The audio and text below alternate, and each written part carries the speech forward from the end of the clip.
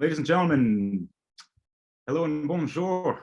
I am so pleased to be back and honored to have a really great friend that, and we've crossed paths, little league, middle school, high school, junior college even, and San Diego State, where he got his degree in kinesiology and nutrition as well. And for the longest time, he's been a fitness coach.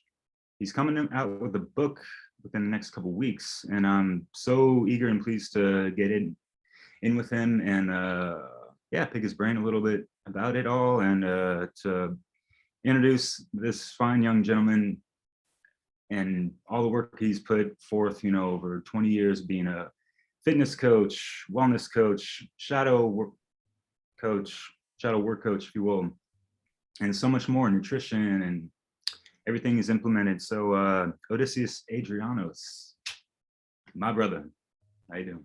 Thank you so much, man. And just to give you guys a little bit more of my background, I was born and raised out in here in the Bay Area. My father worked in Hollywood growing up, so I was always exposed to world-class filmmakers. When I was a little boy, my father was George Lucas's sound mixer, so I was really blessed to be around a lot of world-class coaches, filmmakers, entrepreneurs from a very, very young age. And so that was a huge inspiration for me to get to where I'm at today. And as Derek mentioned, I got my degree in kinesiology from San Diego State. We had a lot of good times down there in San Diego, brother.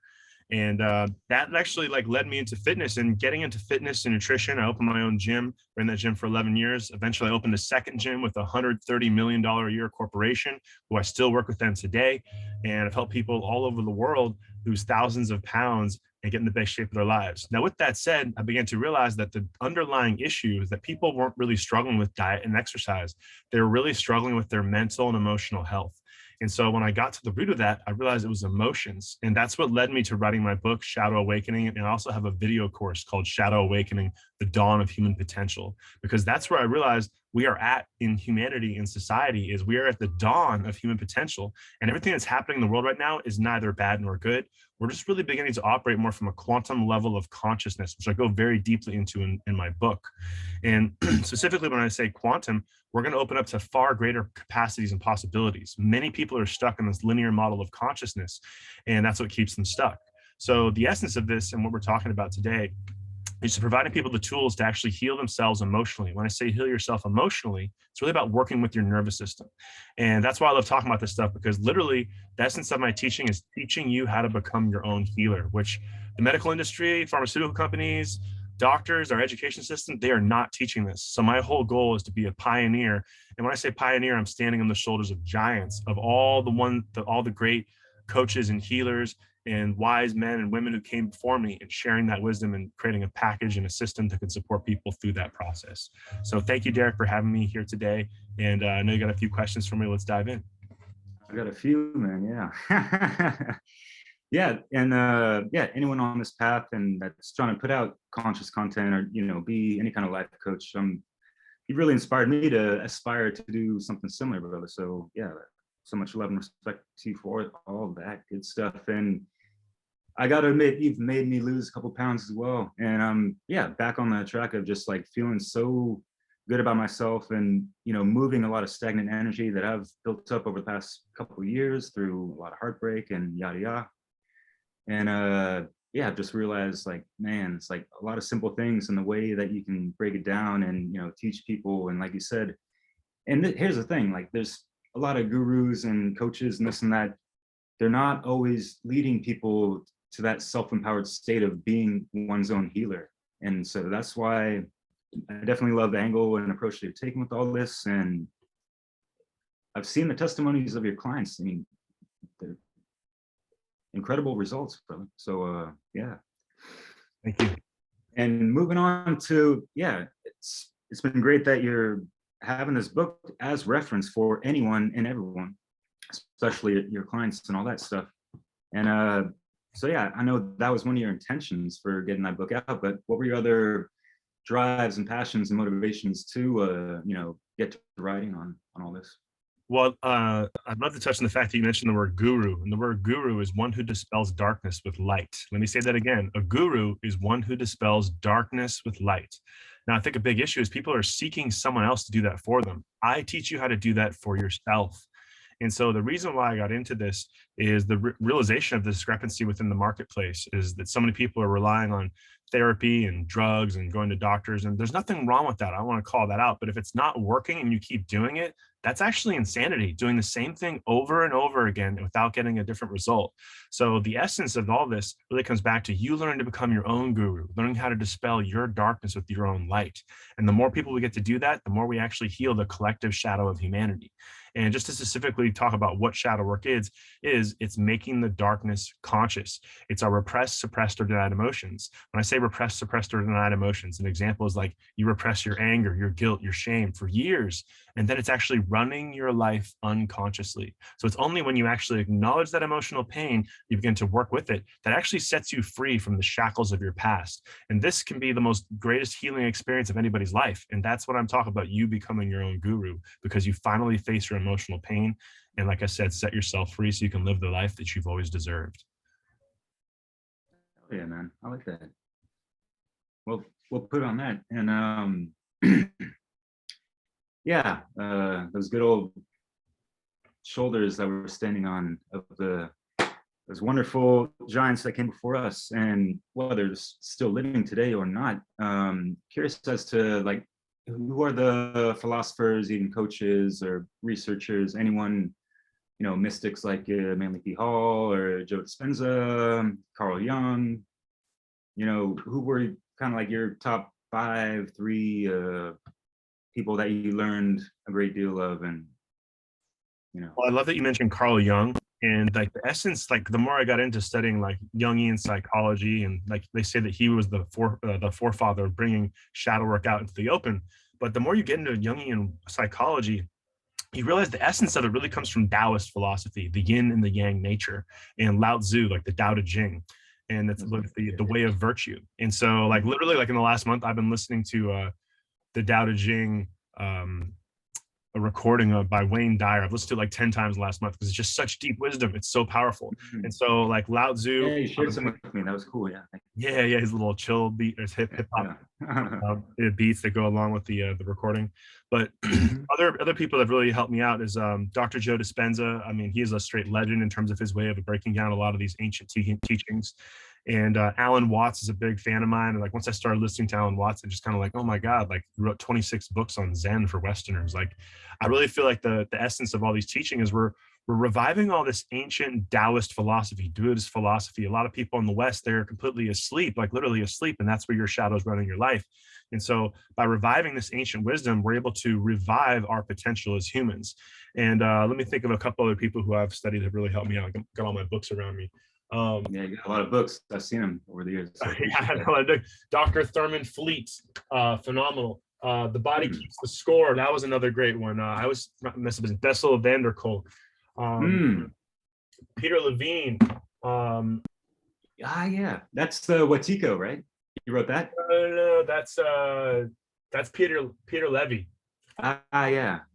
And then like David Hawkins, Stefan Walensky. This has been a huge one, like the Tao of Chaos, like other great books like the Tao of Physics. This is another huge one, like blending like ancient philosophy with modern science, like the quantum model of thinking. It's already happening, just most people aren't conscious of it. And once I started saying, like, this is why people are suffering. They're living in a linear model of consciousness, which keeps them stuck in this loop. And like a lot of those teachings are presented with a lot of these modern authors. And I was like, we just got to find ways to package this in such a way that people can integrate it into their psychology, because essentially we are all our own author of our own reality, but we've been programmed to give so much of our power away. And like the key to this is learning how to take your power back and learning how to become your own healer, because when you learn to become your own healer, you're able to change your life in unimaginable ways. And that actually doesn't only affect yourself, but the people that you love. Like one of the things I love most about teaching shadow work is that once you integrate your shadow, you're able to support other people because you recognize when they're projecting their shadow into you, which really saves you a lot of time, energy, and money in terms of wasting it on relationships that aren't conducive towards you living the best life. You know what I'm saying? Hell yeah. And that reminds me of a passage I read in your book just today. I'm sorry I haven't finished it yet. I'm almost there, but it's great. And yeah, one of the things I want to praise you about the book is like you write in a way that I would kind of write as well. And that's a bias in and of itself. But all that aside, it makes you think, and it makes you work. And books like this you want to read really slow and digest slow, and even reread some things here and there. And the fact that you have like little spaces to write notes, and you're encouraging a lot of participation in this. I mean, this is not a spectator sport, right? So you're giving a lot of tools and motivation and inspiration in the space to do so. Great ideas all around with all that stuff. Yeah. Yeah, I love that you mentioned that, because it's not just a book, it's a workbook. It's like, for me, I wanted to make sure like there should be no barrier to entry. Like I charge a decent amount to work with me as a coach, but I want to be able to work with anybody. I don't want to be like any barrier to you working with me. So being able to have a book that I'm only selling for, it's gonna be like $15 to buy the book. You can do it all on your own. And then if you need some support, just like shoot me email. I want to be able to help anybody with this journey, because as I mentioned, it's really about healing the collective shadow of humanity. Each person that does this work, you're healing the collective shadow of humanity. And that's where humanity's at right now. Our shadow is running our lives, and it's beautiful, because this is the greatest opportunity in history for humanity to actually wake up. We're not going to rely on government. We're not going to rely on religion. We're going to learn to feel our own hearts. We're going to connect with our soul, and we're going to become the greatest version of ourselves. And we won't need religion or government to do that, because we'll actually be in touch with our true self, our essence. And when I say essence, who you were when you were born into this world. When you were born in this world, you didn't have religion or government. You had your heart, you had your soul. And the more people reconnect with that, you become your own healer. And that's the difference between Western medicine and Eastern medicine. Western medicine wants to cut, burn, and drug everything. Eastern medicine, you're just going to connect to your soul. When you're connected to your soul, you actually heal without burning, cutting, or drugging things. Which, don't get me wrong, like certain situations, you need Western medicine. If you're in an emergency situation, those drugs and things, they can keep you alive so you can get back to connecting with your soul. But if you're not harmonizing Eastern and Western medicine, you're failing. And let's just be real straight. That's what we need to do, is harmonize the left and right hemispheres of the brain, the east and the west, the masculine and the feminine, the yin and the yang. And the more we're able to do that, the more we're going to set ourselves free, people. So a lot of people who disagree with my teaching, it's okay, because you're probably stuck in a linear masculine yang. It has to be this way because it was in the past. Well, your past, we're going way into the past to reinvigorate ancient Taoist philosophy so that you can have a harmonized mind and embrace your yin feminine nature and balance out your mind, your body, your heart, and like I said, your soul. Sounds like some logistics to keeping it holistic with a W in front, nice and whole. And yeah, that's great.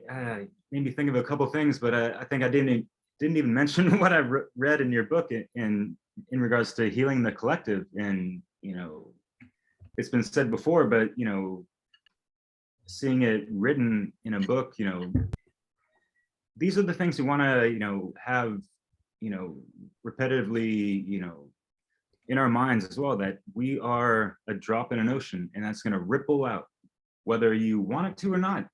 Yeah. How is that effect going to be coming from one's own cause, and where's that cause coming from? Is it heart-based intelligence, like you're getting at with all that, with the balance, yin yang, left brain, right brain, with logic, and in emotion stuff, all that good stuff. So yeah, it's time to end the trance, maybe. And please expand on that, because I heard this from you just a couple months ago, and I just man, I love it. I can't stop saying it. Yeah, that was hilarious. Actually, the book I just showed you, I got it from this.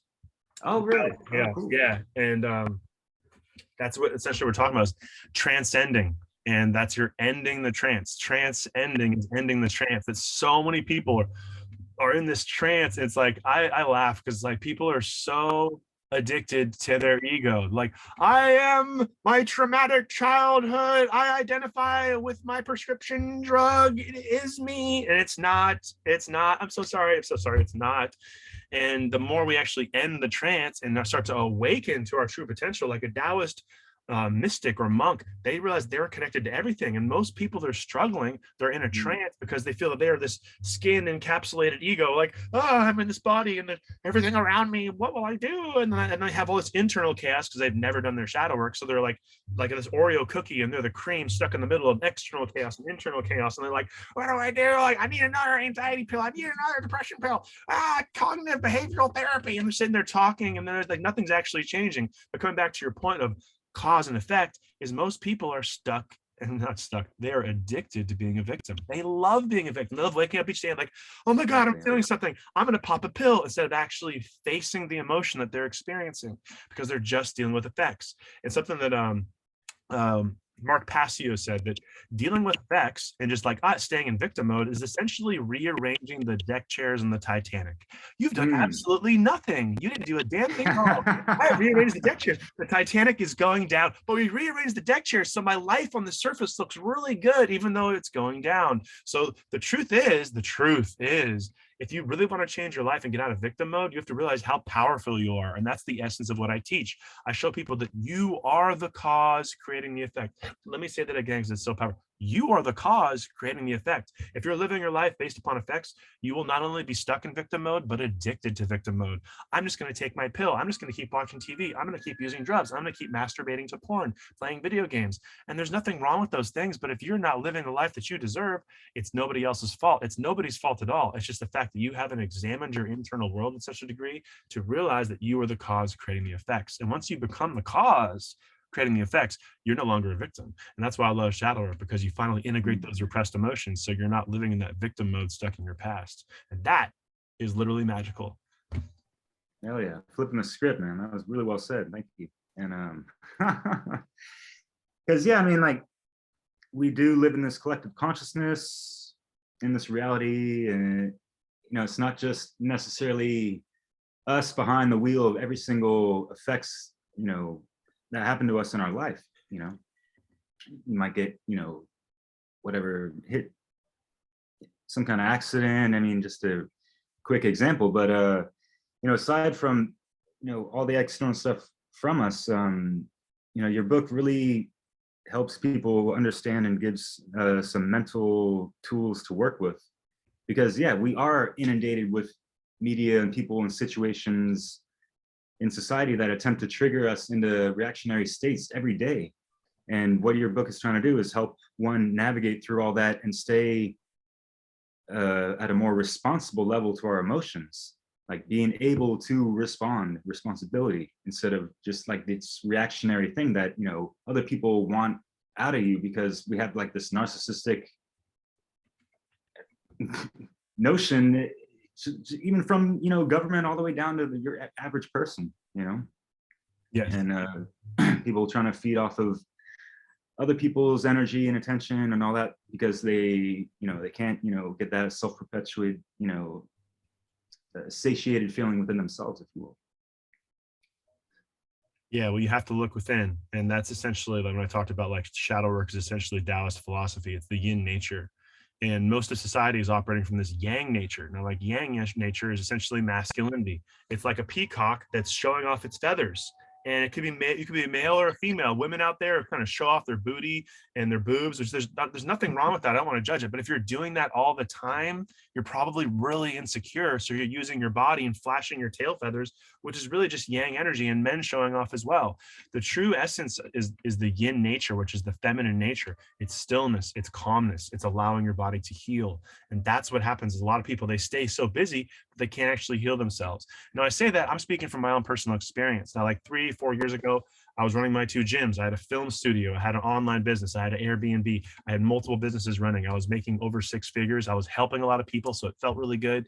But I was actually running from my pain. I was so much in my yang energy, and like I was helping people. I was making good money, and like I was enjoying it. But I started all these physical health problems that were showing up within like my lower back and certain things. So that's what made me get curious. And the beauty of that is I slowed down. Like I slowed way down and really embraced that yin nature. And that's allowed me to finally really deeply heal myself. And going through that process, we often say in the coaching industry, your mess becomes your message, your crap becomes your fertilizer. And so all the stuff that I went to, all the stuff that I went through, it's neither bad nor good. It's just part of my message, because other people are probably going through a similar thing in their lives and they need support. And so I'm able to support those people through that journey. And the essence of this teaching is really learn how to integrate that yin and yang nature within yourself. And that's what shadow work really is. It's your yin and yang nature harmonized in such a way that like masculine energy is electric, feminine energy is magnetic. So when you're operating from the electromagnetic frequency, like a lot of people are so out of touch with their yin energy, which is magnetic, feminine energy, that they're not attracting the life that they deserve. So when you actually honor that magnetic frequency and harmonize those aspects, which is really your left and right hemispheres of your brain, which is Taoist alchemy, you begin to be an attractor field of magnetizing the life that you've always deserved. Now, people who are still in the linear model of consciousness, like, what's he talking about? I'm a victim from my past. Like, you're not a victim from your past. You're just addicted to it. You've never had a coach who actually could teach you how to do that. That's why I did all this work to specialize in it, so you can actually learn the tools to create that attractor field and begin to attract the life of abundance that you've always deserved. That's a key thing. It's not the life that you want, it's what you deserve. It totally changes the language structure. So you're in that magnetic field, attracting the life of abundance that you have always deserved. That's a very key point to my teaching. Yeah, totally. And yeah, I guess reading over that, I have to kind of put a pause off of, how I feel about that word sometimes, because I get the new age notion of it sometimes in context just because I've read other new age stuff. But yeah, going back to causality, I mean, if people are, they're just stuck in the linear model, they're in these negative feedback loops, they're creating their issues themselves. So do they deserve anything outside of the reality that they're creating for themselves already? Technically, they earn what they're getting, kind of, Yes. cause and effect. But outside of that, we're talking about the potential of what they can get, right? Yeah, well, one of the things that I read recently in the Tao is that, like, everything in the universe actually has equal value. And so, like, a lot of people, they struggle with their own self-worth. Like, some limiting beliefs that come up for people in shadow work is like, I'm not worthy of love, money doesn't grow on trees, my feelings aren't valid. And we have these unconscious operating systems that are beliefs. And I mentioned this in my book, as you remember, that you have this, if you have this unconscious operating system, excuse me, I had to get a burp out. I'll give you an example. Like, you're a little boy, you're a little girl, and you are going to your mommy and daddy, and you're like, "Hey, I'm seeking love from my mommy and daddy." And then your parents, who maybe messed up from like their PTSD or something, or they didn't even know what PTSD was until 1980. They may shame you as a means of controlling you. So you're this little child, and you're like, "I want to be loved," and your parents shame you, and you're like, you don't even know what shame is. It's just this emotion that you're feeling in your body, like shame. You're like, I want love, I'm getting shame. I want love, I'm getting shame. I want love, but I'm getting shame. So then your unconscious goes, love is equal to shame. And then you become an adult, and then you're out dating, and you're let me say this very slowly, you are unconsciously attracting people. They're going to allow you to continue to feel that shame, and it's going to make you miserable until you face the unconscious wound. This is why people don't get it. They keep living these miserable lives because they're stuck in the effects, because they didn't get to the root cause. This is where, like, a lot of, like I said before, if a doctor or therapist is not getting to the root cause, they are wasting your time. And I'm like, I don't want to sound like I'm harping on doctors and therapists. Like, I'd say 80 to 90% of doctors and therapists, they're not trauma informed. They don't really know what they're doing. If they're just drugging you and talking to you, they're just taking your time, energy, and money. We have to get to the root cause, and the root cause is the repressed, suppressed, or denied emotion. The more we access that space, like I said before, it's going to set you free, but we have to be willing to do that work. And that's the essence of shadow work, is acknowledging those repressed, suppressed, denied emotions. Oh yeah, well said again, man. You've been on fire for years. What else is new?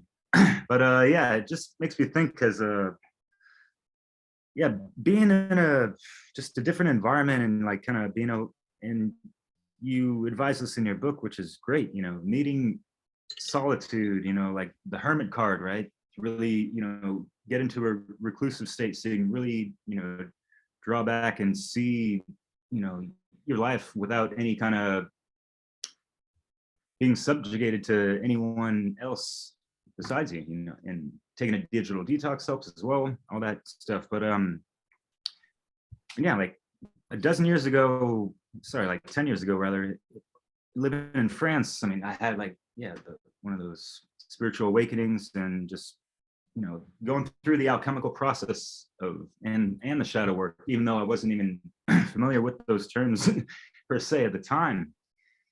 And it's like, man, if I had a coach like you with the guidance, I probably wouldn't have struggled as much. It wouldn't have taken as much time to get on the right track. And, there's a lot of like learning the hard way, trial and error and stuff. So, what kind of advice would you give to someone that's there? they feel like they can do it by themselves, that stubborn feeling of, like, I don't need a coach, I got this. What would you say to people like that, and how would it, to like convince them, like, hey, maybe, give it a shot. Well, truth is, everything that I teach, you could do it on your own. It's going to take you at least 3 to 5 years. I can teach you in less than 3 months. And it's just like, how much do you want to suffer? Do you want to suffer for another 3 to 5 years? Go ahead. I'd be more than willing to give you all the books, but it's going to take you 3 to 5 years. I mean, I have all this content. And like, just even me writing my book, like, I could have gone out and learned how to write a book. I hired a coach. I paid them $5,000 to help me get my book out. I already had it written, but I had no clue how to go through the process. Okay, I have a book written. How do I get it out? And so I could do it on my own, but like, for me, it probably would have taken me like a year, but it's taken me 3 months from actually having the book to now getting it out. And like, I have a support system of somebody who's walked the path. And that's the essence. I'm teaching people how to walk the path that I've already walked. So you can't totally do this on your own. There's no pressure. I'm not like, for me in coaching, it's like, I really believe in being in my yin energy. I'm a magnet. I attract people who are ready to do the work. And if you're not ready to do the work, you're not going to be attracted to me. And that's totally fine. I just want to be able to like offer as much support to people as possible. It's like I said, I have the book, so anybody can afford doing that and doing the work on their own. But the key point about having a coach specifically doing this deep work is we become a mirror showing you parts of yourself that you're just not seeing, and your ego won't let you see some of those aspects. And getting clarity, I often say in shadow work, 90% of your shadow is pure gold. It's just the 10% of darkness that you have to sift through. And you can do it on your own, but it's much easier when you have support. And as a coach, what I do is I hand you the tools, show you how to use the tools and what's going to come up when you're digging, but the digging you must do yourself. But I keep you accountable. A lot of people, even as a fitness coach, people, they could go out and learn how to work out on their own. You know what I'm saying? Like, go watch YouTube videos, bro. But like the accountability to make sure that you're continuously getting those reps in, because it's just like working out. You've got to be consistent. If you're not consistent, you're not going to get the results. And that's the key point, is having the accountability.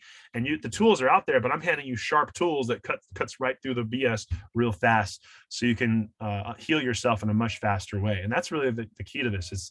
It's a system. What is the word system? Save yourself time, energy, and money. So I have a system where you save yourself time, energy, and money, and you can live a more fulfilling life in less time, but you can totally do it on your own, no pressure. It's really about enjoying the process, man, because like the key thing here is like, so many people are living in this false light reality where they're like, oh, focus on the positive.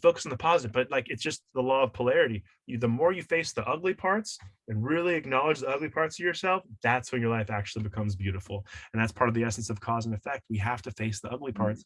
Otherwise we can't know our true beauty. And that's a lot of, like, you look at the world with like Hollywood, everyone's trying to look good on the outside, not looking so good on the inside, and they're faking it. And that's where you got to be willing to do that work. And then when you do that, you start attracting new people and things and abundance into your life that's unimaginable. That's why I love it. Like I was with somebody last night, and she's like, she's doubled her income just by doing shadow work, because she had this lack of self-worth that she was struggling with. And once she started to acknowledge that and work with it, now she feels worthy, and she's attracting more money, and she's actually starting to find better men in her life too. I was like, yes, that's the reason why I teach this stuff. And I love it.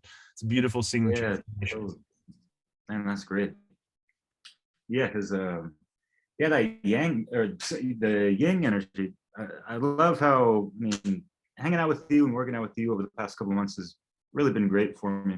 Being back in good old America. But yeah, it really depends on the level of one's consciousness and their, those shadow desires as well, especially if they haven't been properly addressed and healed and revealed, right? What exactly are they going to be attracting into the life? Yeah. So yeah, and I love what you mentioned, and yeah, there's some crappy vibes within us, but we got to use that and do some soul gardening with the fertilizer. And I loved reading that part in the book. Could you kind of emphasize a little to the people out there? Well, I'm really into wordplay. It's like the word soil and the word soul are pretty much the same word. It's just a different vowel. Like, how are you saying your vows? And right, that's the esoteric nature of our language. And a tree does not grow strong branches without strong roots, and you don't see those roots That's why you got to go into the darkness. You got to go deep in that darkness, and those roots grow strong in those dark spaces, and boom, the tree really grows. And so many people are like, why isn't my tree growing? It's like, because you didn't actually grow the roots, you didn't water the roots, you didn't really plant the seed properly. And that's the essence of shadow work, is it's soul gardening. The word psyche in Greek means soul, and people that are struggling with their psychology, you're really struggling with your soul. And just like I said before, Western medicine, they want to cut, burn, and drug. Eastern medicine, connect you to your soul. See how simple that is? Wasn't that weird how simple? It's like drug, burn, cut. Eastern medicine, your soul. Yeah. That's what blows my mind. People in the West are like, a soul? What's that? Like, there's like, oh my God, like, no wonder you're struggling. And like, yeah, reminds me of some of the videos you've been doing on TikTok and stuff. Those are like, really funny where's and the great. soul? They're like, oh, where is it? Where's the soul? It's like, it's inside of you. This is why you hire a coach, so we can actually begin digging for the gold and plant seeds in that soil, and boom, your whole life takes off in every different direction, because that's quantum thinking. There's infinite possibility in every different direction. But if you're still stuck in the linear model of Western masculine yang energy thinking, you're gonna be missing a lot. You're gonna be really missing out your whole life. It's like YOLO, bro. Like, you only live once. Like, you're living in this unconscious reality where you're not living to your potential. So like, you could really live to a much greater potential when you're willing to actually do the work. And like, I'm making a lot of jokes and stuff. I want to respect the fact that people are in a different space in their healing journey. I do my best to make it fun. It should be a fun journey. You know, when I coach my clients, we laugh, we cry, we heal, and we learn to love ourselves. And that's what the essence of this is all about. It's really about us loving ourselves again. Because like, how can you authentically love someone else, like your family, your friends, you know, your brother, your sister, your cousin, if you don't love yourself? And that is so powerful. That's why I love doing this stuff. And like I said, I'm making jokes and stuff because, like, to me, it's almost like we're watching like some fucked up comedy, like dark comedy. Like, people in the world, like, what are you doing? It's like, hey guys, I've been eating fast food, watching TV, and playing video games. I'm like, my sex life kind of sucks, and I'm getting diabetes. I'm like, I'm not really that happy. It's like, just pauses. Look at your life, bro. Like, and so, I mean, like I said, if you're living your life without your shadow integrated, your unconscious is running your life. You're going to keep not loving yourself and wondering why you're suffering. Because like I said, from this one book, and I keep pulling it out because this is actually a really good book, is that the human aspect is disconnected from the soul. The human aspect, who your ego, who you think you are, is disconnected from your soul. So this is where we talk about like your inner demons. Ooh, let's talk about some dark stuff. Your inner, when I say demons, it's like when you repress, suppress, or deny emotions, you're like, imagine like there's a part of myself that I'm not looking at. That part of me is going to get pissed. Oh, you're not going to face your anger. You're going to disassociate from your anger. Then like, you're going to get triggered, and the anger is going to come out in ugly ways. And that's essentially our inner demons coming out. Yep. When you actually face your inner demons and acknowledge them, and you have a conversation with them, then they become your guide rather than your saboteur. I'm going to say that again because it's so important. When you actually do shadow work, those inner repressed aspects of your psyche that are your demons, you acknowledge them, you talk to them, you do your journaling, you do your meditation work, you really ground yourself and have that conversation with that part of you, that disassociated aspect of yourself, and you reintegrate it into your psyche. That's when your saboteur becomes your guide. Instead of a part of you that's sabotaging you, it becomes your guide. Because wow, it's like this wounded aspect of yourself. You finally acknowledge it, and you go, it's like, wow, you finally acknowledge me. I'm going to help you make all your dreams come true now, rather than making you date people who shame you. Like, doesn't that sound amazing? Like, you're not going to feel shame anymore, and you finally are loved, and you can love yourself because you're not repressing those parts of yourself.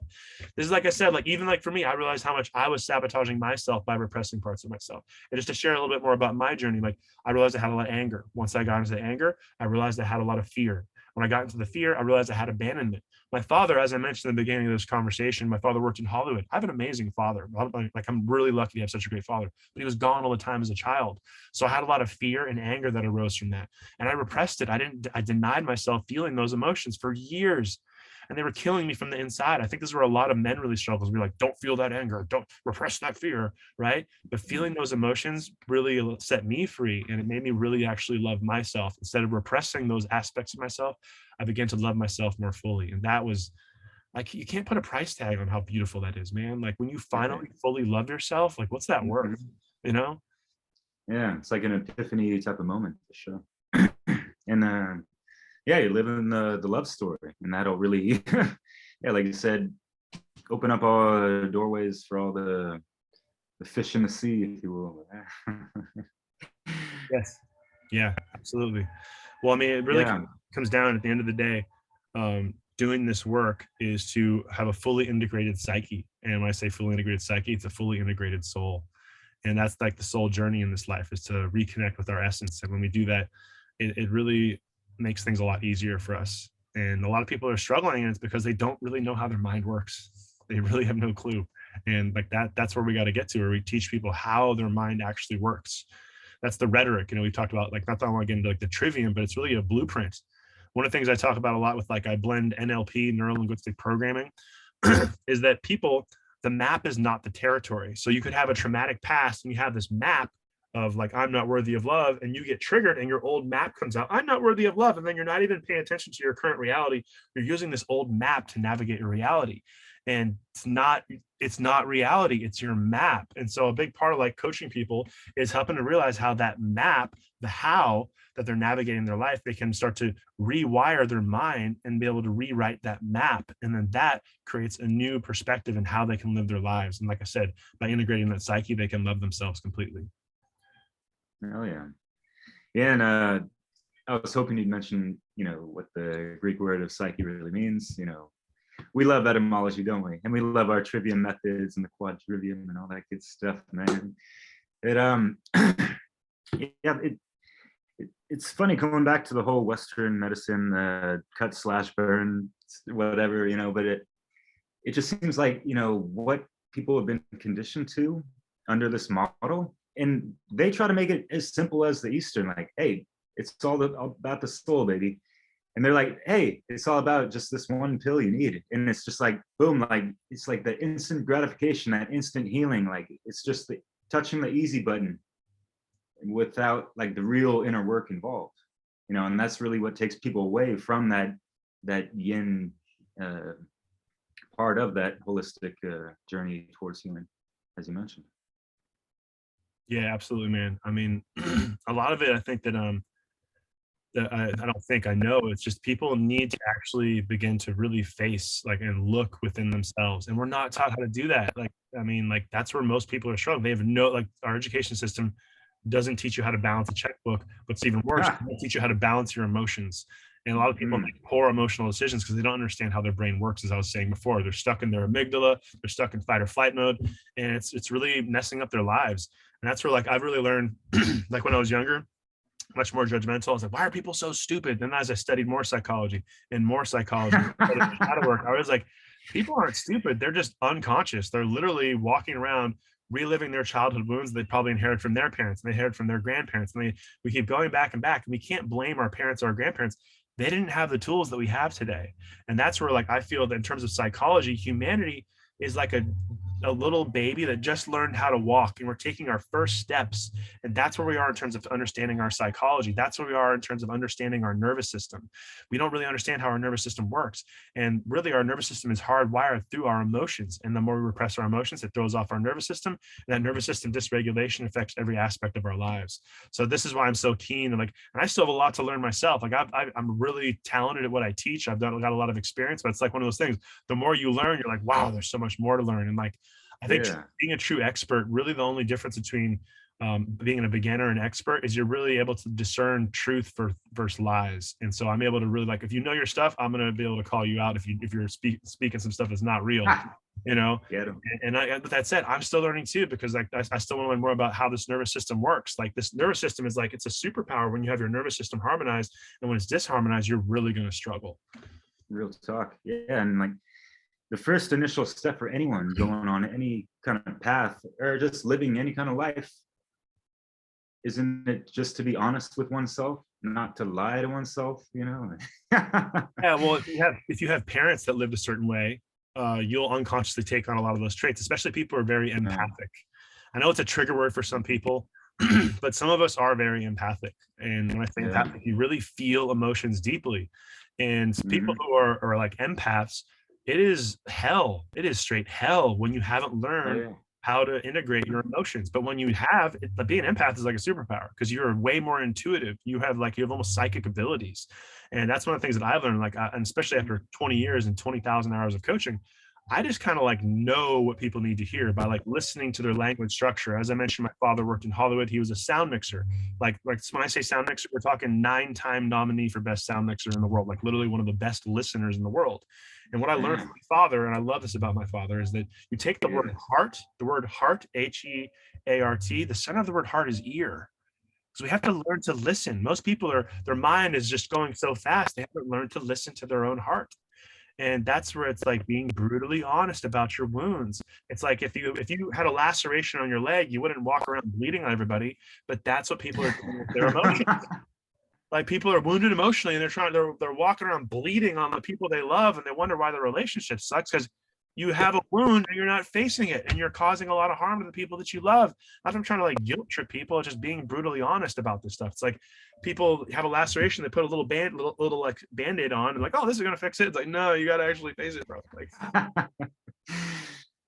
Oh yeah, man. Yeah, it reminds me of a couple of things. Going back to your book, which you mentioned some other things you spoke about just 5 minutes ago that were great. I'm not going to go over that, but what I wanted to mention real quick, going along with some physical pain, is when you mentioned in your book, the whole issue with joint problems that are linked to repressed emotions. And I wanted to ask you also for people that are dealing with actual physical traumas, they got cut open for surgery, or they had some gruesome accidents or whatever, and I love this part when you mention in the books that the issues are in the tissues, but that's stemming from more like the emotional aspect. But as far as people that are suffering a lot of physical trauma as well, what are some of the ways they can kind of go about healing that psyche that's connected to that pain and or that initial shock of what I mean? Yeah, well, that's why I'm so into like Taoist philosophy. And when I say Taoist philosophy, I've been studying it for a few years, and it's like, oh my God, you could spend a whole lifetime studying this. But a lot of it comes down to like our Jing, our Qi, and our Shen. And I speak about this a little bit in the end of the book where I talk about Taoist philosophy. And a lot of people, like, their Qi is not moving properly. So when I say the Qi isn't moving properly, if you're repressing emotions, or like, let's say you've actually sustained a real injury, like I snapped my Achilles tendon when about 10 years ago, and I healed a month ahead of schedule. And I blew the doctor's minds. And what I did is every day I imagined just sending positive energy into my Achilles. Like literally, like when I say imagine, like I was sitting there, like I was stuck in bed for a couple of months, so I didn't really have a lot to do. I just meditated so deeply into sending positive energy, just loving energy, just high vibrational energy to my Achilles tendon, and I healed a month ahead of schedule. Like it blew their mind. I take very good care of myself. Like I'm not like perfect, but I probably take better care of myself than like 95% of the world in terms of diet and exercise. And I still like to have a cheeseburger once in a while. I still eat some French fries occasionally, but at the same time, like I'm pretty keen to like listening to my body. And I learned a lot of, like I said, from my father, is really deeply learning to listen. But when in terms of like healing ourselves, the root of the word to heal means to make whole. If you go and look it up, to heal means to make whole. So it's like really filling the gaps within ourselves, where we're mitigating the suffering within ourselves, and it's being honest about those injuries. Now, like you could get into like a car accident and you have some injuries, and like your vibrational frequency will allow you to heal faster if you're vibrating from a higher frequency. You're like, oh, I'm a victim, guilt, shame, anger, sadness. Your body's not going to heal as fast. If you're like feeling gratitude, abundance, bliss, joy, you're going to heal faster. And that goes across the board in all instances.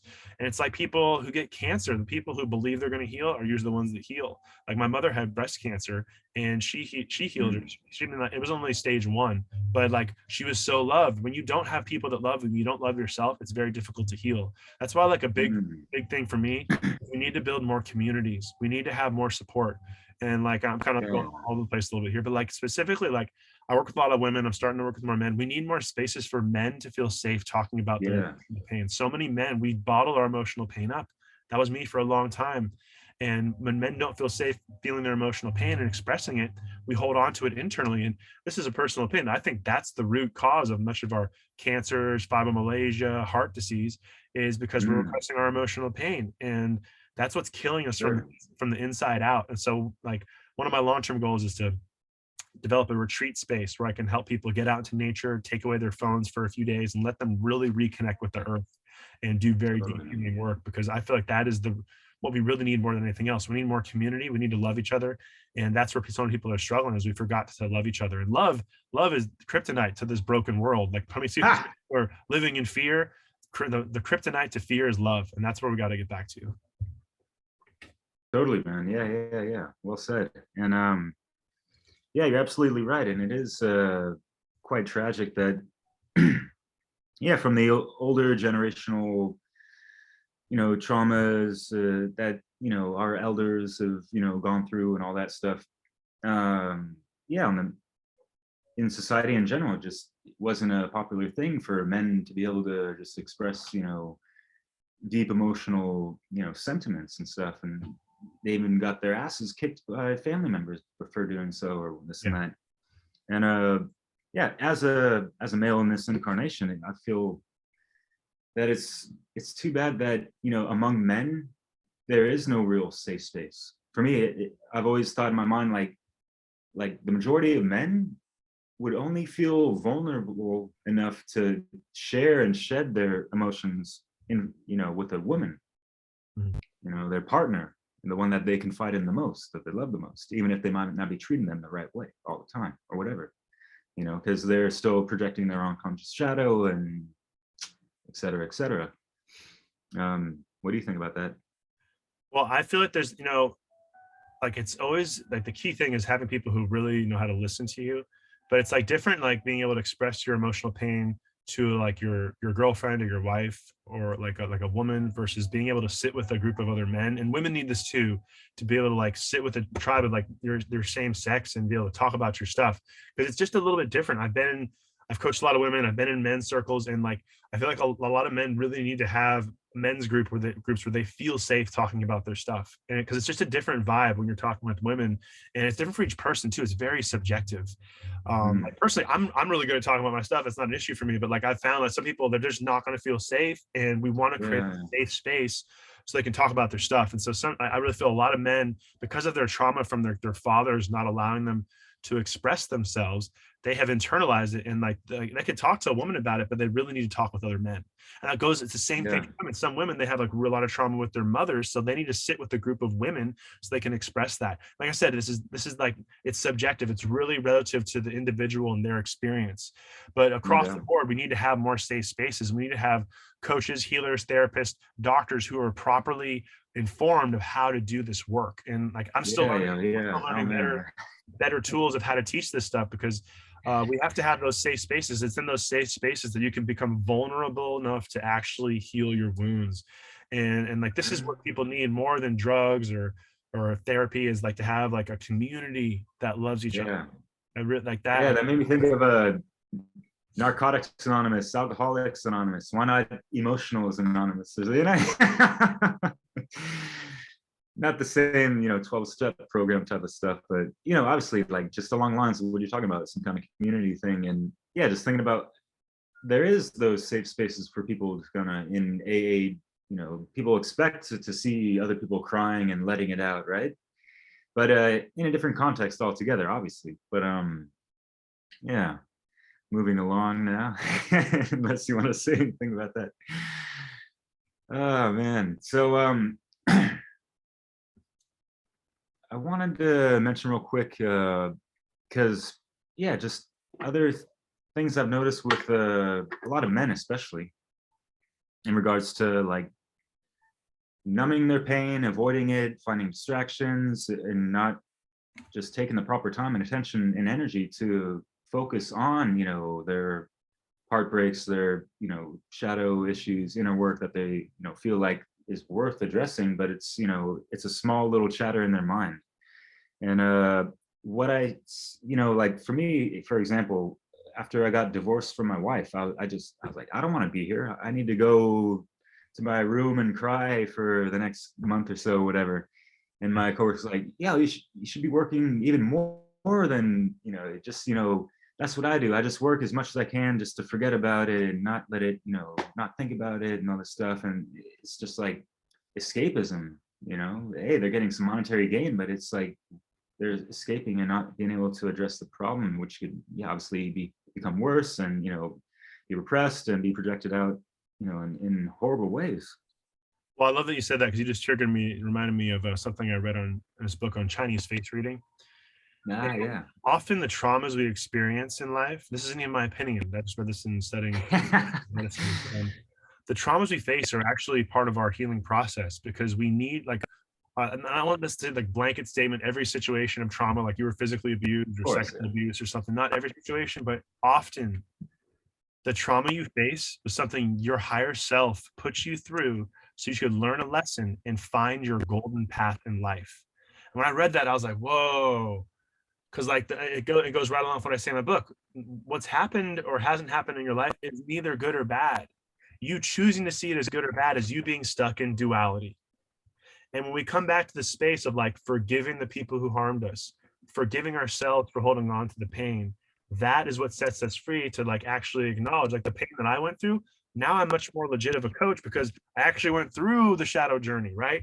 I wouldn't be an authentic coach if I hadn't faced my own stuff, if I hadn't been through some stuff. So is it really bad or good? It was really an opportunity for me to grow and become a whole and complete person. So a big part of this is coming back to the gratitude, the appreciation, and most importantly, being able to forgive others, but most importantly, being able to forgive yourself for holding on to the energy. And in doing that space, often it's like letting go of that energy opens up space for you to receive love, relationships, money, abundance that you've always deserved, but it can't show up because you're holding on to, I am a victim. I am a victim. You're identifying so much as being the victim that you can't receive anything new. You can't attract like the man or woman of your dreams, the money of your dreams, the life of your dreams, because you're identifying so much as the victim. All your energy is going to being this victim that it's being wasted. And that's why, like, coming back to like why I love teaching this stuff, because once we acknowledge that and we face it, we heal it, we integrate it, then all this abundance starts showing up in your life. And it's literally like magic. Like it literally is alchemical magic. That you're able to attract more abundance into your life because you let go of certain things. But here's the problem. People identify with their trauma. They actually think, well, I am my trauma. Like this is who I am. I'm a wounded 5-year-old, and they're 45 years old and they're still the wounded 5-year-old. And it's weird how our minds work. When I said earlier, like we're like toddlers in terms of understanding our psychology. Because the more I studied psychology, oh my God, like most people are playing in the kiddie pool. There's a fucking ocean out there. You know what I mean? They're like, this is the kiddie pool, guys. It's so great. The kiddie pool. It's like, go to the depths, go swim into the abyss and find yourself. And like, that's where like, it may seem dangerous, but that's where you're really going to discover yourself. And that's where I support people, because when you go into the abyss, I help people to support them through that process. And each person, it's a beautiful journey. And it really just allows you to actually come to the surface and like breathe a new life into your life, because you finally went into the depths of who you are. You actually acknowledged your soul and integrated it, or your psyche. Awesome, man. Well said. And did anyone ever ask you for a life jacket while swimming in the abyss? And that's kind of why you're there, right? Coach, lifeguard, all that good stuff, So yeah, that's great that you were able to hold space for people that confide in you and trust you, and the results there. But the result isn't just because of the coach. It's because the person did the work, took coach's advice, got it done, and maybe then some, and voila, man. So yeah, that's great. Does it seem that some people you coach, do they need that little push off the diving board type of thing, or just some subtle words of motivation type of thing? I think it's really depends on the person. As I mentioned, doing this for 20 years, it's really about like listening not to what people say, but how they say it, the rate, the pitch, the tone, the inflection, the power words that are describing their unconscious reality. Some people, you got to build them up. Some other people, you got to break them down.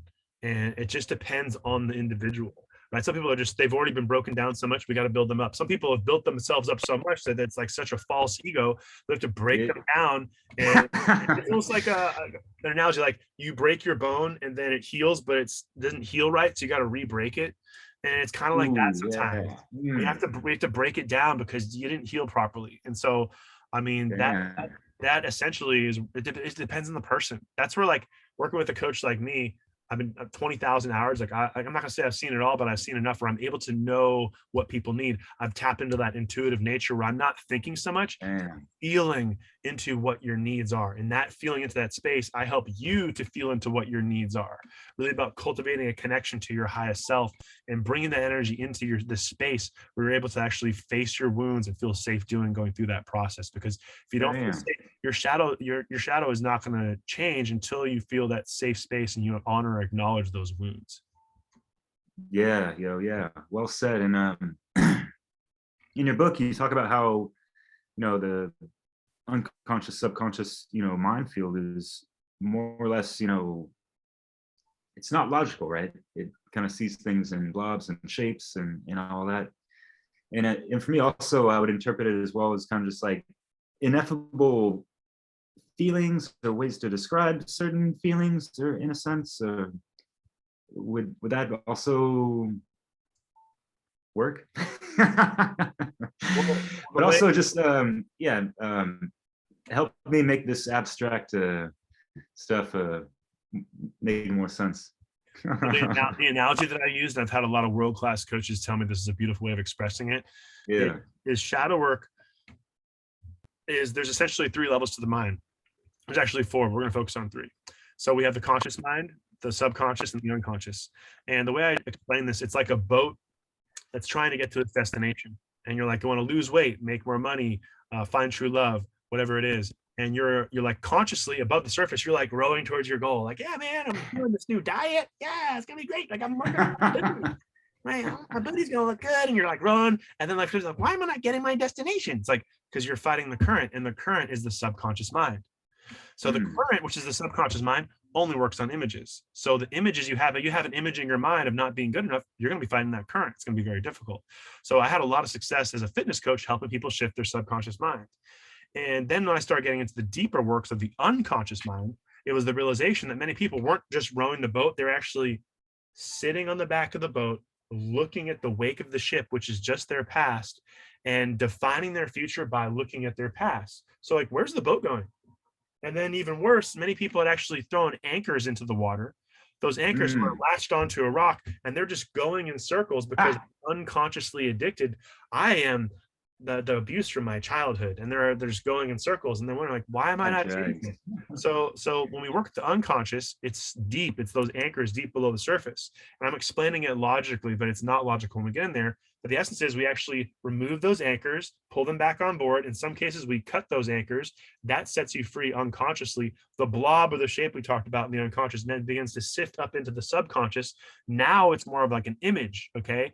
As we begin to work with those images, like you're holding on to this deeply repressed image from your childhood, then we bring it to the surface, and that actually allows the current to shift, and then you're able to manifest your dreams with less effort. This comes back to, like I said, you can do all this work on your own. It's going to take you 3 to 5 years. You hire a coach like me, 3 to 6 months, and then you don't need therapy or prescription drugs anymore. And then I say that like you should talk to your doctor, of course, but it's really relative. We're overprescribing like opioids to numb pain. If we actually face the emotional pain, we could set ourselves free by moving through those different layers of the unconscious, subconscious, and conscious mind.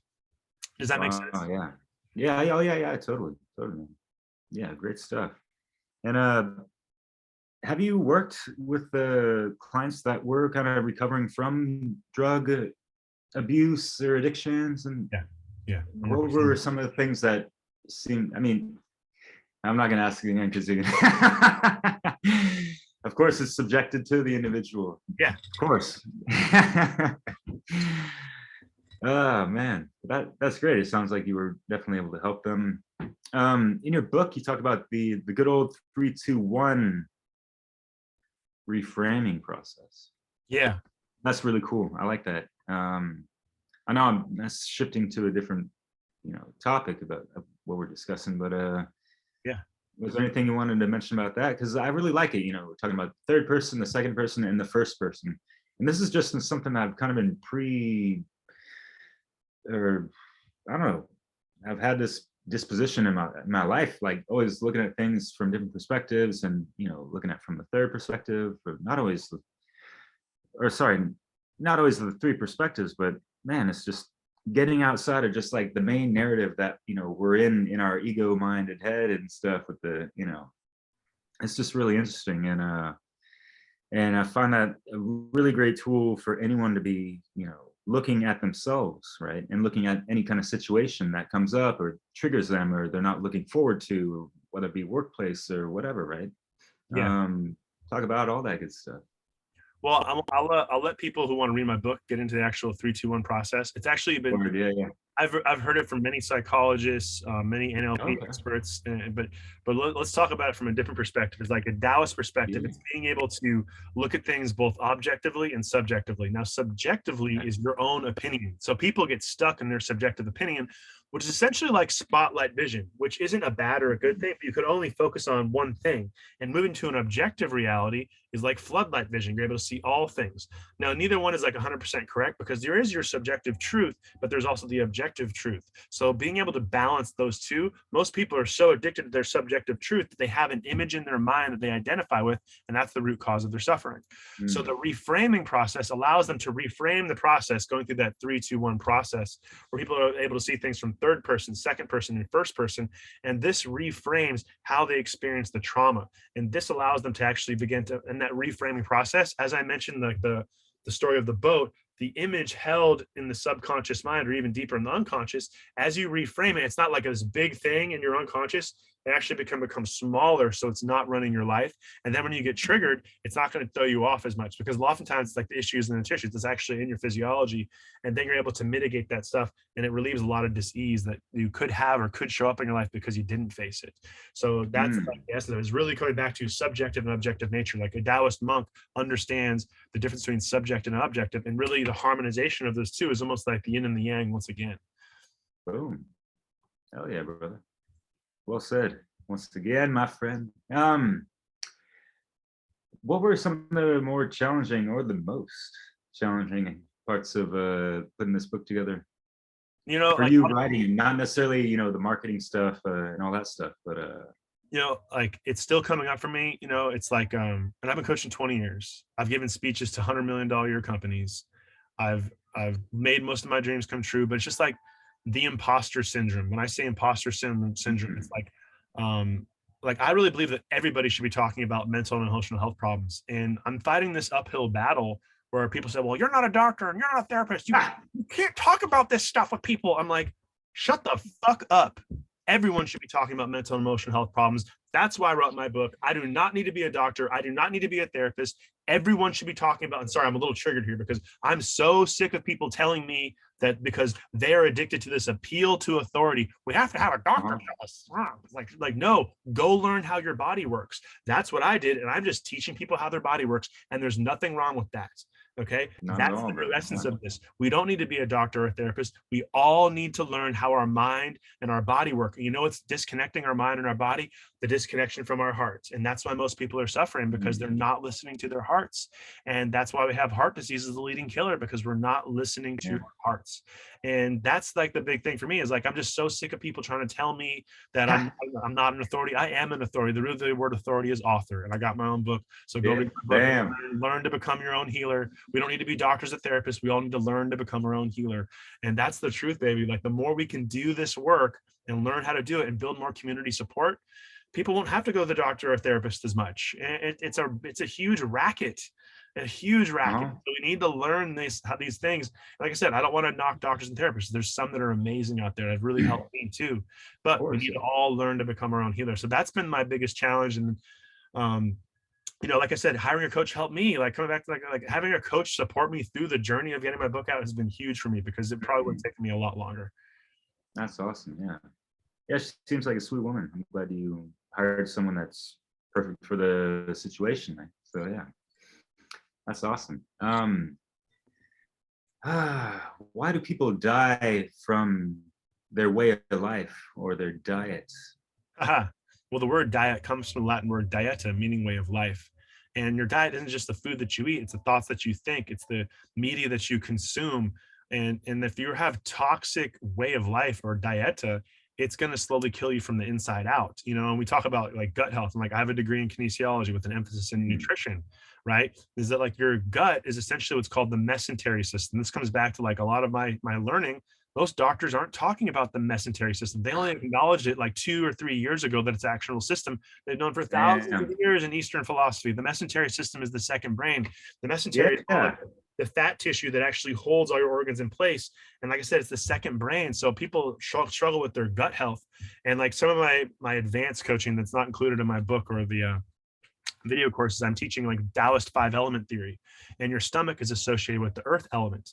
And a lot of people, they're not grounded. They're not grounded. And so they're using Mm. food as a way to ground themselves. That's why they're fat. That's why they're overweight. You know what I'm saying? Like I had all these notions of why people are overweight. In Taoist philosophy, you're overeating because you're not grounded. So you're using food to ground yourself through that earth element of your stomach. And there can be a lot of reasons why people struggle with their diet, but they're really struggling with their way of life. And that's essentially why, like I said, like coming from fitness and nutrition and then getting into shadow work, is I realized it's really emotional stuff. If you're suffering from repressed emotions, you're going to use food as a coping mechanism. If you're constantly addicted to fear, you're going to keep turning on the news and watching fear porn. So you get, yes, another hit of fear, right? But that's not helping you. And so the clarity around like actually grounding yourself, maybe doing some fasting to cleanse your system out, that's going to Oh, be yeah. huge in terms of your healing process, because you're cleansing out all that energy that's keeping you stuck. I even say in the Man, book, that makes me think. Sorry. and one more thing is the word time backwards is emit. It's really about your energy. But go Mm. ahead. What were you going to say? Yeah, I think fasting is one of the best ways to flip the script on anything one's trying to kind of eliminate in their life or change or shift towards. Like for me, I've done fasting so many times, especially through the Master Lemon Cleanse detox. Yeah. What were you doing in college? And yeah, man. Oh, when we first did it in college, I was like, what's wrong with this guy? What's he doing? You're not eating. Yeah. That was like 20 years ago, though. Yeah, it's one of the things it's such a great tool for one to sharpen their own discipline towards as well. Yeah. And yeah, to really empty one's body out, and you become more of a light body, and you do have just a different type of energy. You have a different way of sleeping and a different way of thinking about even yourself and just the reality and consciousness, and like how long can we do this, guys, kind of thing. And like, what's the deal with food anyways, and why do we have to eat 3 meals a day, or why do we have to sleep for 8 hours and all this stuff. We're sleeping away a third of our life if we get the recommended 8 hours a day. Doesn't that, it is what it is. Not to get off track, but I already did get off track. You know what? I think I it really want, comes down to each person and their individual needs. But the good thing about like doing fasting, and I have different styles of dieting or way of lifing. But occasionally I do a 3-day fast just to like really cleanse my system out and give my internal organs a break from constantly processing food. And that can be very beneficial for your body to kind of reset itself. So I make sure I do it at least once a year, just a full 3-day fast of just cutting everything out. And I mean, like, you should do what you feel works best for you. But I think anybody can benefit from at least a 24-hour fast and kind of calming their system down, because it comes back to your nervous system. You're always processing stuff. Your nervous system can't be calm too. real talk, man. Well, what I have to say about all that is that life is like a pot of boiling rice, right? I Yeah. learned that from you, man. 5 element theory. Yeah. I don't know if Yes. you want to. I know that's your kind of Yeah. So I can teachings break and that stuff, down. but So like 5 element theory is like it has to do with the elements of wood, fire, earth, metal, and water. And so the essence is that the wood is the wood, the fire is the fire, the earth is the rice, the metal is the pot, and the water is the water. And so if you have an imbalance in any of these elements, and they're all within us actually, you're gonna have some crappy rice. And so it's just an analogy based upon five element theory. And that's some of my advanced stuff. People go through my shadow work program, and then once they get through that and they understand how their psyche works and how to connect with their soul, then they get more deeper into like where they have imbalances with those emotions and what your, like, I help people to support them with understanding what their dominant element is, and so they can figure out where their strengths and weaknesses are based upon their element. Like I'm a wood element, and like my strength and weakness is anger. Anger actually like is beautiful because anger is associated with spring and wood and like growing and creating businesses and being an entrepreneur. But also like if I don't focus on like how the anger is affecting my life, the anger can turn into rage if I repress it. So that was like big for me. Like when, especially like Mm, I said earlier, like yeah. anger was one of my issues, but anger is not actually a negative emotion. It's perceived negative in our society, but it's no more Mhm. negative than any other emotion. And anger can actually be a beautiful thing for growth. That's why it's associated with the element of wood. If you try to like put cement over like roots, the roots will find a way to pop through and break through because it's that powerful. And that's the essence of anger. Oh yeah, man. It cannot be stopped. And so for me, Nah. it's like learning how to harmonize that anger, because the wood element feeds the fire, and the fire is what makes you burn. But if you have too much wood, too much anger, you're going to burn yourself. So there's always a balance. And like, just not to get too deep into it, but there's a yin and yang aspect to each of the five elements. And that's why, like, I'm still learning this stuff as I teach it, but it's so powerful in terms of like, am I too much in my yin energy? Am I too much in my yang energy? How can I harmonize each of these elements so I can live a life of greater abundance and with greater ease? That's really like, I think like most people, including myself years ago, just doing too much. And now that I've like calmed it all down, I'm getting more results with less effort. And I think that's the real essence of this, is a greater efficiency. That's awesome, man. And one of the things I wanted to ask you also is like, you're doing a lot of stuff, and it's really great. And yeah, we've hung out quite a bit in recent times, and I'm so grateful for that. And I'm kind of curious sometimes, like, man, how do you avoid spreading yourself too thin, I guess, in a sense, with all the workload that you're doing and all that stuff, I you know? take time to meditate every day. I'm really focused on my diet, focused on exercise, being, like I said a moment ago, being a wood element. Wood elements have to move. Mm, It's part of the thing what got me into fitness originally. Is like I have to move my body and build my yeah. strength up. And meditation, like I gotta like ground myself. That's been a huge practice for me. And then like really taking time to do nothing. Like I said years ago, I was so busy running all my businesses. I'm actually making more money now working less because I got more efficiency and really like realized my own value. I wasn't valuing myself enough. I was just staying too busy. And when I say Mm, value, I was still making great money, but like now I'm like, the stuff I teach is freaking gold. I gotta like harmonize this in such a way that like I figure out how to package it better. And when I say that's where I've created like video course in the book. So there's like different levels, and it's like doesn't matter who you are, anybody can afford a $15 book to go and actually do this work, you know. But like that also makes it easier for me because I can get my wisdom out to more people and it's more efficient and effective. So it's all about systems. Like I said before, save yourself time, yeah. and money. Mhm. If you have proper systems, you're going to be much more harmonious. But essentially, to go back to answering your question, it's about really being in my yin energy. Yin, yin, yin, Mm, yin. I'm really strong in my yang energy. But in the Tao Te Ching, it says, know the yang, but stay to the yin. Know the yang, but stay to the yin. The feminine will always conquer the masculine. The masculine will stay busy and go to war, but the feminine is just mm, so strong. And the feminine is essentially the elements of water and metal are feminine, wood yeah. and fire are masculine. And the water puts out the fire and the metal chops the wood. So you got to understand like the balance between the elements too. You could be too feminine too as well. So that, but most of society is too yang. So really like doing nothing and just marinating deeply in that nothingness has been a beautiful aspect for me to heal myself and then be able to teach that. Who am I to sit here and try and teach being more yin if I'm not being more yin myself, right? Being a male and coaching lots of women, I'm teaching them how to harmonize their feminine nature because I've had to harmonize my feminine nature. And that's a beautiful I- thing because when I'm resting, my body can heal. My body is healed. I can show up more authentically for my clients and support them more mm, money. But you have to walk that path first to be authentic. hell yeah.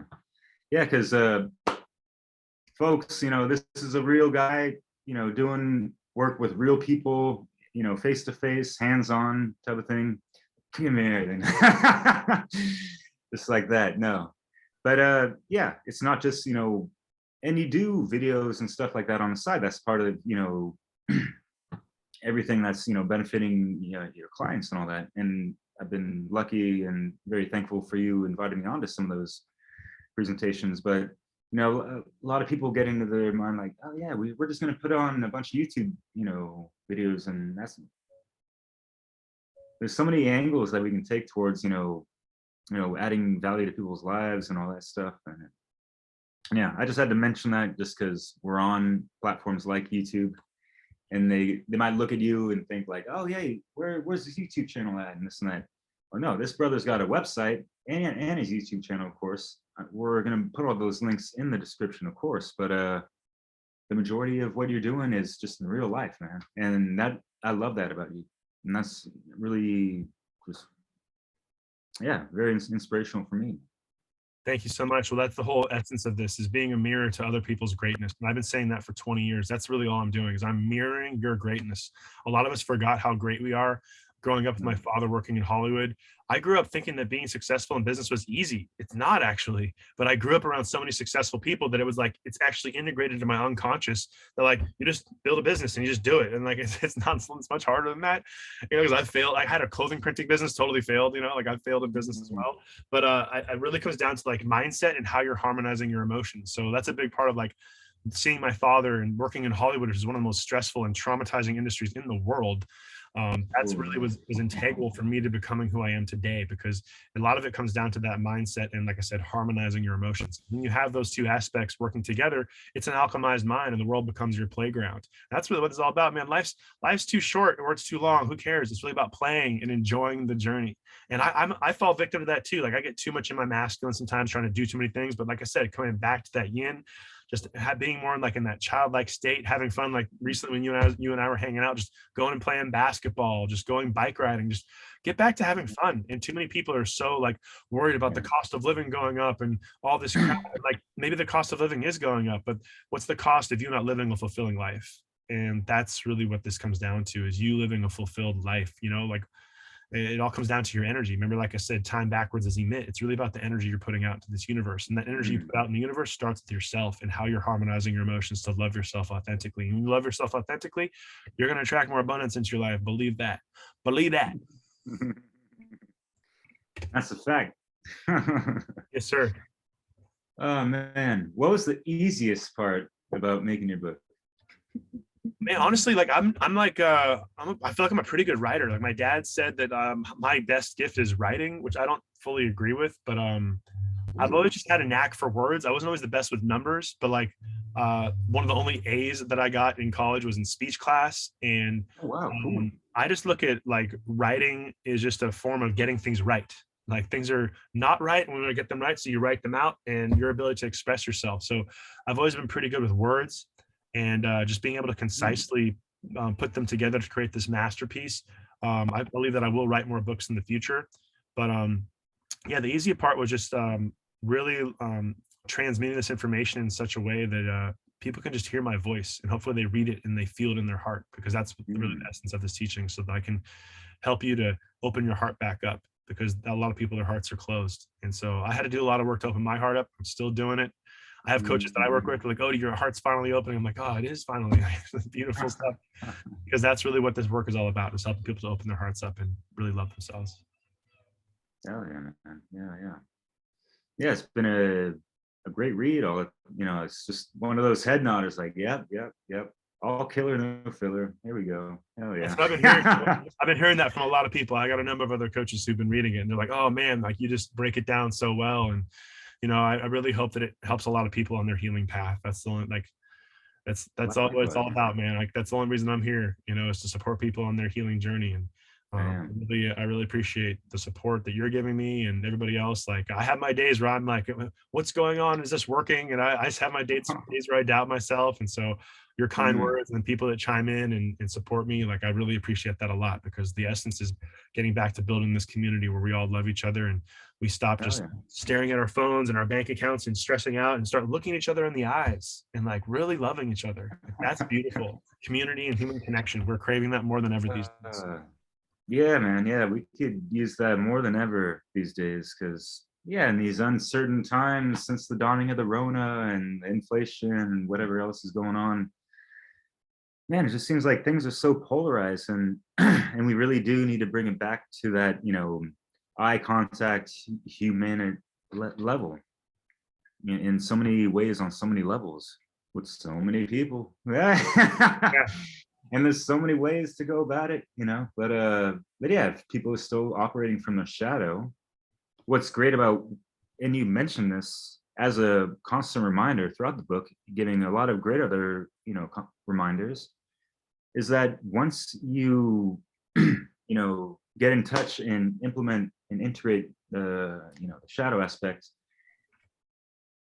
you can really use that as a radar and have your intuition awakened that much more as well, to see that within other people, and seeing when other people are projecting their shadow, and what I'm trying to do at this point is trying to, I'm not going to be, shoving a mirror in people's face, right then and there on the spot, some random guy, meeting at a grocery store or whatever, but just knowing that it's there and, seeing that energy, feeling into it, possibly, if it's an appropriate time and place or whatever, to, maybe say something to the other person, in a compassionate approach, Yeah, well, one thing I was going to mention is that breakdown precedes breakthrough. Oftentimes we need the breakdown to occur to have that breakthrough.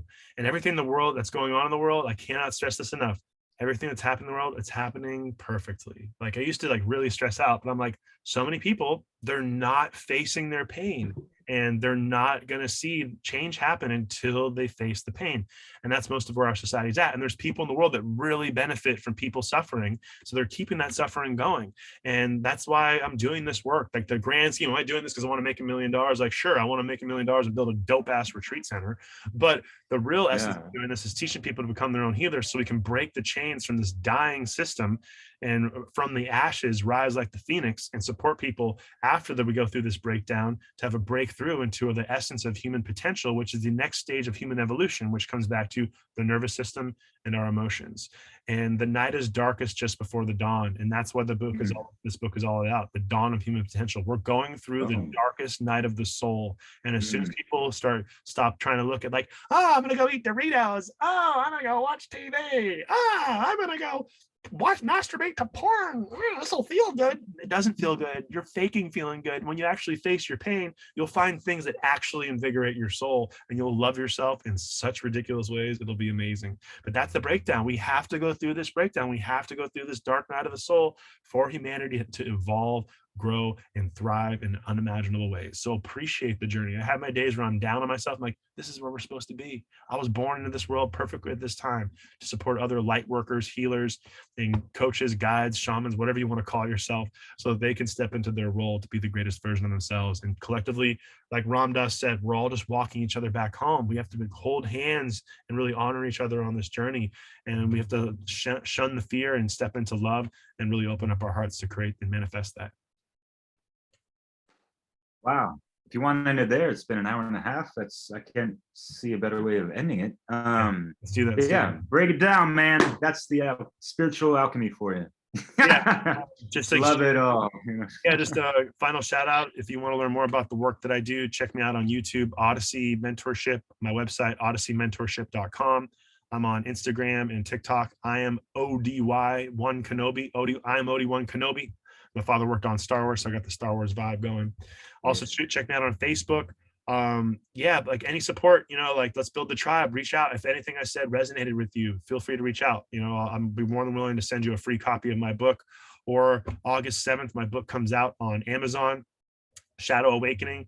If you want to help me out, buy a book. They're going to be $5 for the first couple of days. Buy the book, write a review, because that's going to help me to reach more people with the message. So I'm really grateful for the support, and hopefully you'll be able to take my wisdom and love yourself more and make your dreams come true. Thank you so much, Derek, for having me on today. Damn, yeah. Honor, pleasure, and it was awesome. Thanks so much. And always learning stuff from you, brother. Beautiful. Thank you so much. And thank you for anybody who tuned into this. Goodbye. Peace.